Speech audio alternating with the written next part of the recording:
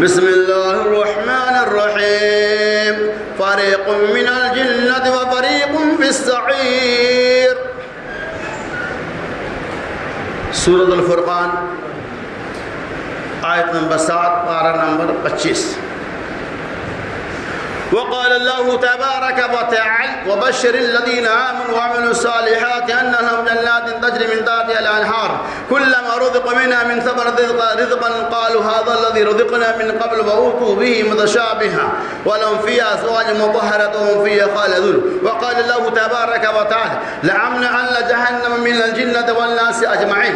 سورة السجدہ پارہ نمبر 21 آیت نمبر 13.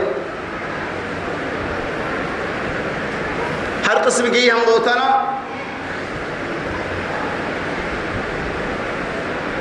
بڑائی اور کبریائی اللہ تبارک و تعالی کے لیے ہے، جس نے ہمیں اور آپ کو اس بات کی توفیق بخشی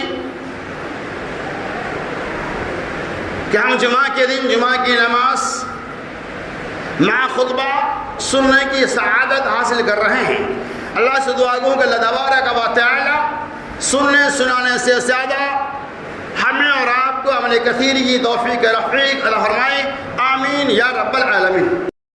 برادران اسلام، ہمارا موضوع ہوگا آج کا جنت اور جہنم کے جھگڑے اور دونوں کی وسعت. بس اختصار، جنت اور جہنم کی لڑائی کیسی ہے اور پھر اس کی وسعت کیا ہے. میں جنت اور جہنم کی تفصیلات نہیں بتاؤں گا، بالاختصار بتاؤں گا. اللہ سے دعا کہ اللہ تبارک و تعالیٰ سننے سنانے سے زیادہ ہمیں اور آپ کو عمل کثیر کی توفیق رفیق عطا فرمائے. اللہ تبارک و تعالیٰ نے فرمایا فریق من الجنۃ فریق فی الجنۃ و فریق فی السعیر،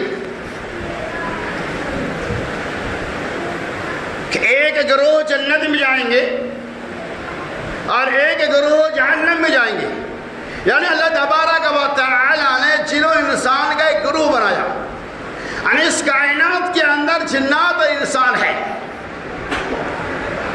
ان دونوں سے خطاب اللہ تعالی نے کیا کہ ان دونوں کو اللہ تبارک و تعالی نے دو گروپ میں بانٹا. فریق فی الجنہ و فریق فی السعیر. ایک گروہ جنت میں جائیں گے اور ایک گروہ جہنم میں جائیں گے، اور جنت و جہنم کی آپس کے اندر تکرار ہوگی، لڑائی ہوگی، پر اللہ تعالیٰ فیصلہ کرے گا. قرآن کی بے شمار ایسی آیت و بینات ہیں جو اس بات پر دلالت کرتی ہیں کہ اللہ تبارک و تعالیٰ نے جنت و جہنم کو بنایا، اور یہ دونوں چیزیں اللہ تبارک و تعالیٰ کی مخلوق ہیں. اللہ تبارک و تعالیٰ نے دونوں چیزوں کو دو گروہ کے لیے بنایا. ایک گروہ جو اعمال سیئات اور اعمال شر کی بنیاد پر، گرچہ وہ انسانوں میں سے ہے، جہنم میں جائیں گے. ایک گروہ جو اعمال خیر اور صالحات کی بنیاد پر جنت میں جائیں گے. تو اللہ تعالیٰ نے جنت اور جہنم کو اسی لیے بنایا. قرآن نے وعدہ کر دیا لَأَمْلَأَنَّ جَهَنَّمَ مِنَ الْجِنَّةِ وَالنَّاسِ أَجْمَعِينَ، دلال کے ساتھ کہ البتہ ضرور بے ضرور ہم لَأَمْلَأَنَّ جَهَنَّمَ، جہنم کو انسانوں اور جناتوں سے بھر دیں گے. کیا پتہ چلا؟ جنت اور جہنم کو اللہ تبارک و تعالی انسانوں سے بھرے گا. تو پہلے ہم جنت کے بارے میں آپ کو بتاتے ہیں. حضرت ابو ہریرہ رضی اللہ تعالیٰ عنہ کہتے ہیں رسول اللہ صلی اللہ علیہ وسلم نے ارشاد فرمایا کہ جنت نے اللہ تبارک و تعالی، جنت اور جہنم دونوں آپس میں جھگڑا کی. بخاری کی صحیح روایت ہے. جنت نے کہا کہ اللہ تبارک و تعالی ہمارے اندر، یعنی اس جنت میں صرف کمزور اور معاشرے کے گرے ہوئے لوگ آئیں گے. اس جنت کے اندر صرف کمزور اور مسکین لوگ آئیں گے. اور جہنم نے شکایت کیا کہ اے رب العالمین، اس جہنم کے اندر صرف متکبر، ظالم اور سرکش لوگ ہی آئیں گے. اللہ تبارک و تعالی نے جواب دیا اے جنت سن، تو میری رحمت ہے، میں تیرے ذریعہ جس کے اوپر چاہوں رحم و کرم کروں. اور اے جہنم تو سن لے، میرا عذاب جسے چاہو میں جہنم میں داخل کروں. انشاءاللہ تفصیل آگے آئے گی. اس حدیث سے کیا پتہ چلا؟ جنت و جہنم کا آپس میں مباحثہ ہوا, اللہ نے دونوں کے بارے میں سنا دیا. اللہ تبارک و تعالی نے فرمایا وَبَشِّرِ الَّذِينَ آمَنُوا وَعَمِلُوا الصَّالِحَاتِ.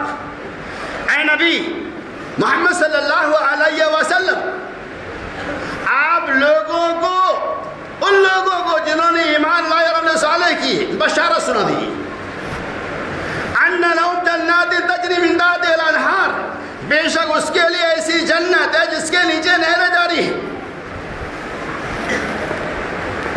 من تحت خالدین فیہا, اور اس کے اندر ہمیشہ ہمیشہ رہیں گے.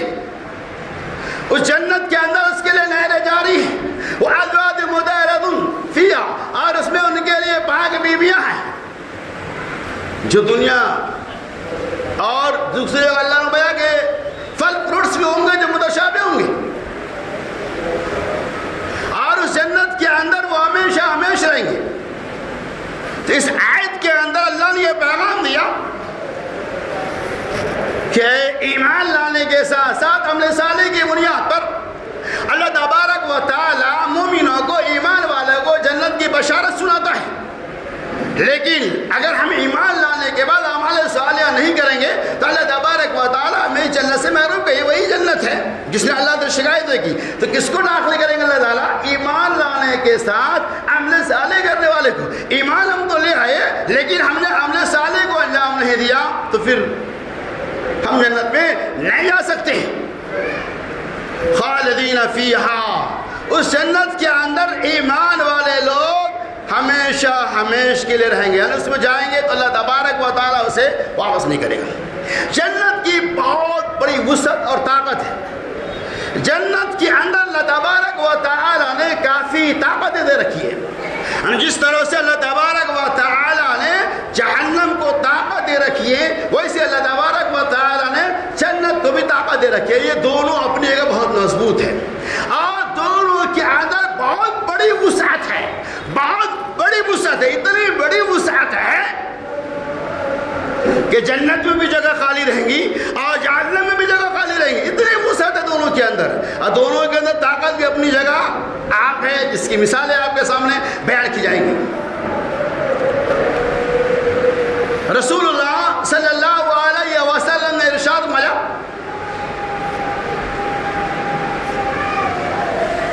کہ ایک آدمی جسے اللہ تبارک و تعالی جہنم میں داخل تو کر دے گا اور سب سے اخیر میں اسے جہنم سے نکالے. ایک ایسے بندے کا تذکرہ محمد رسول اللہ صلی اللہ علیہ وسلم کر رہے ہیں جو جہنم میں تو ہے ہی, لیکن اللہ تعالیٰ سب سے بعد میں اسے جہنم سے نکالے گا. یہاں ایک اور حدیث سن لیجیے آپ, پھر اس کی تفسیر کروں گا میں. رسول اللہ صلی اللہ علیہ وسلم وہ جہنم جسے اللہ تبارک و تعالی نے 3 حصوں میں گرم کیا ہے. بخاری کے سے روایت نمبر 1, 1000 سال تک اللہ تبارک و تعالی نے اس جہنم کو گرم کیا تو اس جہنم کی آگ کی شکل لال ہو گئی. پھر اللہ تبارک و تعالی نے 1000 سال تک اس آگ کو تپایا, گرم کیا تو اس کی شکل وائٹ ہو گئی. اور پھر اللہ تبارک و تعالی نے اس جہنم کو 1000 سال تک گرمایا, اس کی شکل کالی ہو گئی جیسا آج اصلی شکلیں موجود ہیں. اس جہنم کے بارے میں رسول اللہ صلی اللہ علیہ وسلم ہویا کہ سب سے اخیر میں ایک بندہ کو نکالا جائے گا, وہ آئے گا اور وہ جنت میں سب سے اخیر میں جانے والا بھی ہوگا. اللہ اکبر. آئے گا تو پورا جسم ایک دم کالا کالوٹا ہوگا, گرتے پڑتے آئے گا, جہنم کے شعلے کے تھپیڑے ان کے اوپر لگتے ہوئے ہوں گے. بعض روایت آئے گا دبر کے پیچھے سے زمین کو گھسیٹتے ہوئے آئے گا, کیسے بھی گرتے پڑتے ہوئے اللہ تبارک و تعالی تک آ جائے گا. اللہ دیکھے گا, جنت کی وسعت دیکھو. اللہ کہے گا ٹھیک ہے جاؤ جنت میں چلے جاؤ, جنت میں داخل ہو جاؤ. وہ بندہ سوچے گا, دل میں ایک خیال دل میں آتا ہے, اللہ اکبر, کہ جنت میں اب کون سی جگہ باقی ہے. وہ اللہ کے پاس واپس گیا اور کہتا ہے کہ اے رب العالمین, جنت میں کوئی جگہ باقی نہیں ہے, جنت پور ہو چکی ہے. اللہ سے کہتا ہے کہ جاؤ جنت میں داخل ہو جاؤ، وہ بندہ پھر دل میں سوچتا ہے، مطلب یہ سوچتا ہوگا کہ آخر میں اللہ ہمیں جنت میں بھیج رہا، جگہ کہاں سے ہوں گی جنت میں؟ وہ بندہ پھر اللہ کے پاس جائے گا، کہے گا اے رب العالمین جنت میں کوئی جگہ نہیں ہے، پھر اللہ فرمائے گا جاؤ جنت میں تم چلے جاؤ۔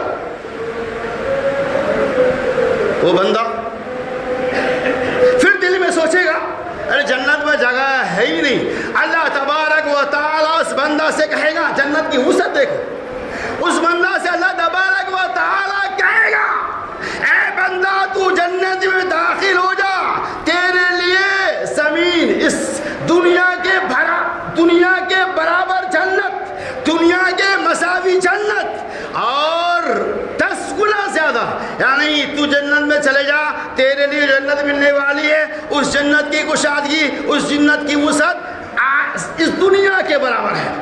دنیا کتنی بڑی ہے؟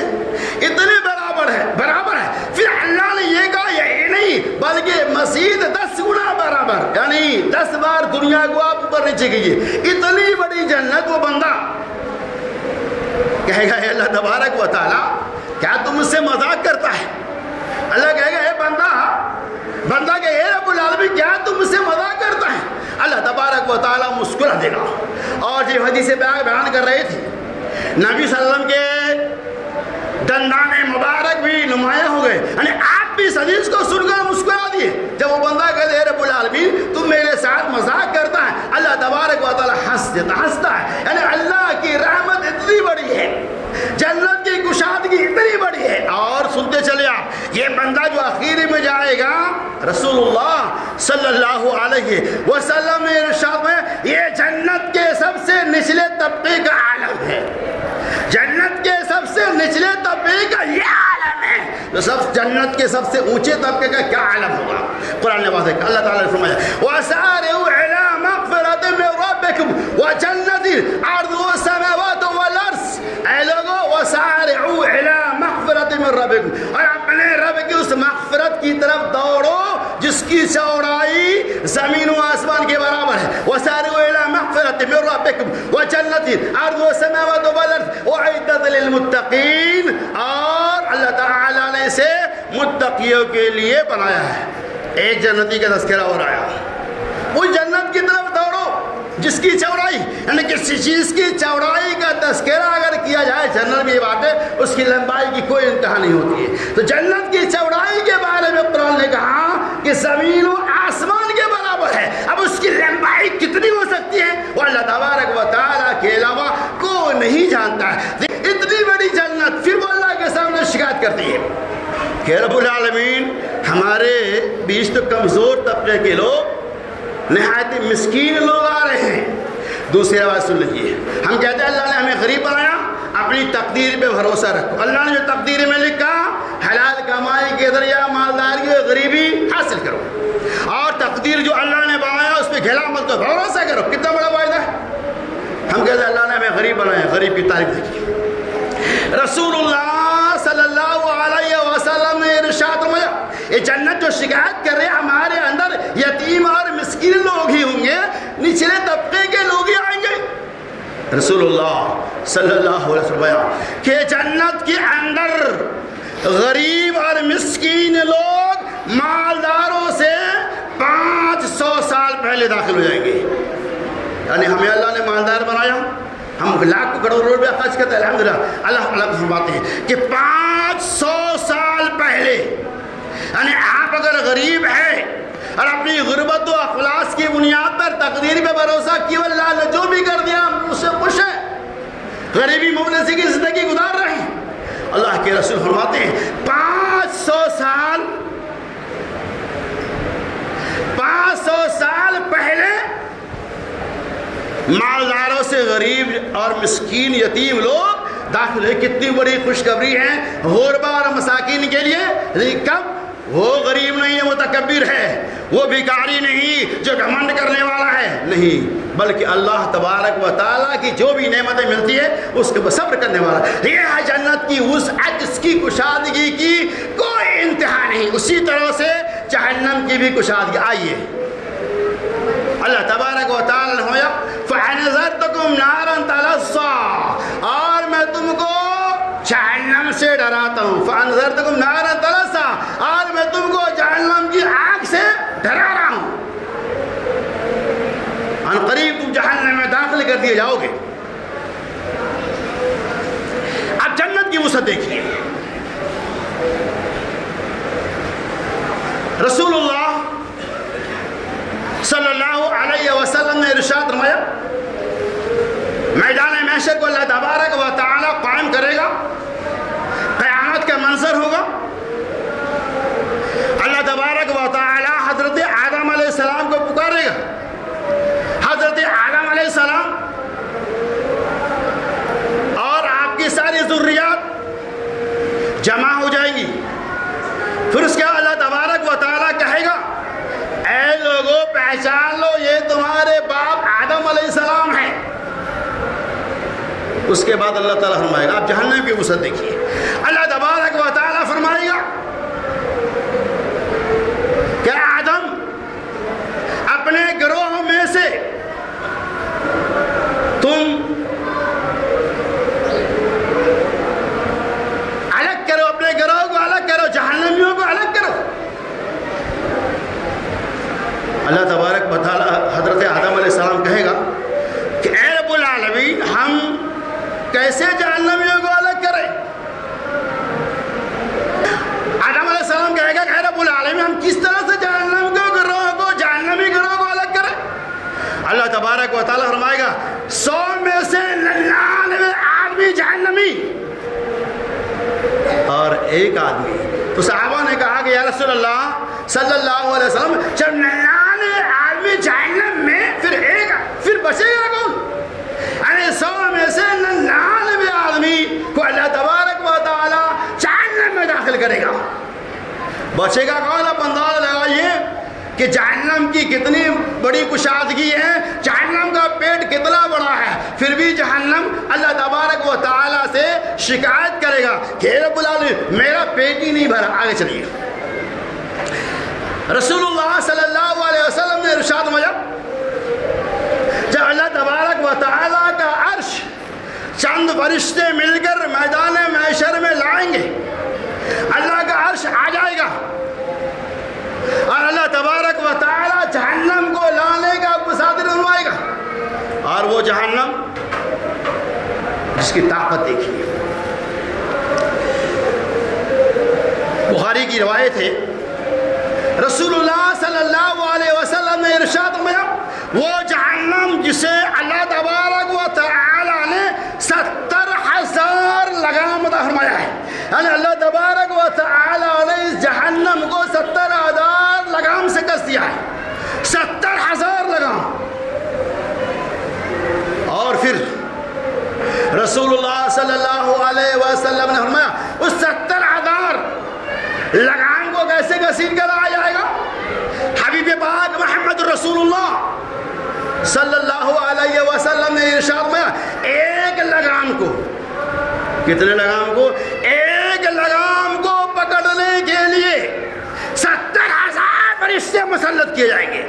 اللہ اکبر۔ ایک تو جہنم کو 70,000 لگام ہے، ایک لگام کو پکڑنے کے لیے، کھینچنے کے لیے 70,000 فرشتے مسلط کیے جائیں گے۔ اس طرح سے آپ گناہ بھاگ کر دی کتنے اربوں خربوں کی تعداد ہو جائیں گی، گویا کہ 70,000 پر جہنم کا جو لگام ہے، ایک لگام کے لیے 70,000 فرشتے مقرر کیے جائیں گے، اور پھر اس جہنم کو اللہ تبارک و تعالی اپنے قریب لائے گا۔ اب جہنم کی وسعت کتنی بڑی ہوں گی، جنت کا منظر کتنا بھیانک ہوگا کہ 70,000 لگام، ایک لگام پہ 70,000 فرشتے پکڑ کے، ایسا نہیں کہ آ جائے گا چلو اٹھا لیا ہاتھ میں، گھسیٹتے ہوئے لائے گا، گھسیٹتے ہوئے اللہ کے سامنے حاضر کرے گا اس جہنم کے بارے میں اور اس جنت کے بارے میں، جس کا بالاختصار میں نے یہاں خاکہ پیش کیا۔ یہ دونوں اللہ تبارک و تعالیٰ کے سامنے شکایت کرے گا۔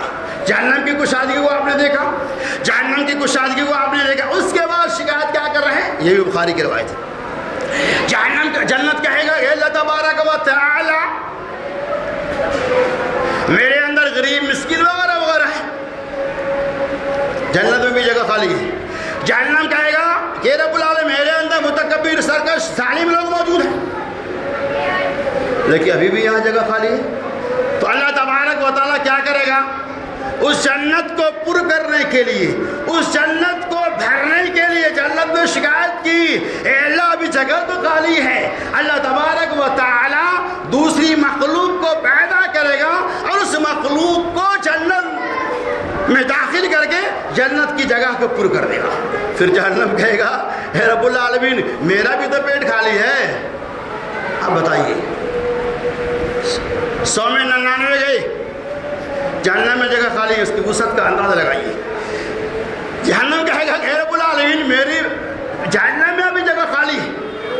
اللہ کے رسول صلی اللہ علیہ وسلم نے فرمایا کہ اللہ تبارک و تعالی اپنا پیر جہنم کے اوپر رکھے گا، یہ بخاری کی روایت ہے۔ اور بعض لوگ یہ کہتے ہیں کہ اللہ تبارک و تعالیٰ اپنا بایاں پیر رکھے گا، بعض لوگ یہ کہتے ہیں کہ اللہ جہنم میں اپنا پیر کیسے رکھے گا، اس لیے بعض لوگ یہ کہتے ہیں جہنم کے اندر نہیں بلکہ جہنم کے اوپری حصے پہ اللہ اپنا پیر کو رکھے گا، جس کی وجہ سے جہنم سکڑ جائے گی۔ یہ ہے جنت اور جہنم کی وسعت۔ اب اندازہ لگائیے ہم جو روزمرہ کی زندگی میں اعمال کرتے ہیں کس طرح سے کیا اپنے ان عملوں کے ذریعہ ہم اللہ تبارک و تعالیٰ کو خوش کریں گے۔ یقیناً عمل زیادہ ہو یا کم، اگر ان عملوں کے اندر اللہ تبارک و تعالیٰ کی رضا مقصود ہے، اللہ کی خوشنودی مقصود ہے، ہمارا چھوٹا بڑا عمل جو بھی ہے وہ ریا و نمو سے پاک ہے، وہ شرک و کفر سے پاک ہے، تو یقیناً آپ جنت میں جائیں گے۔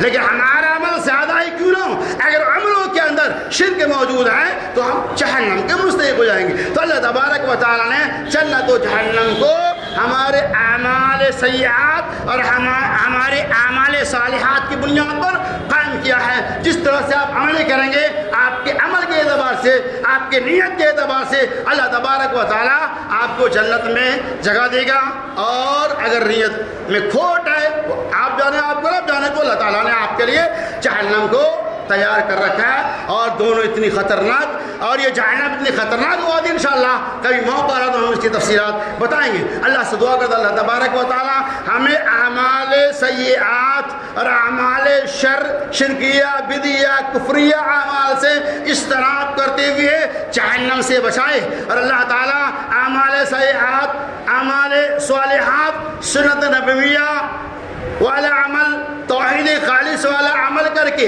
اللہ کی رضا حاصل کر کے ہمیں اللہ تبارک و تعالیٰ جنت کا مستحق بنائے۔ تو اللہ تعالیٰ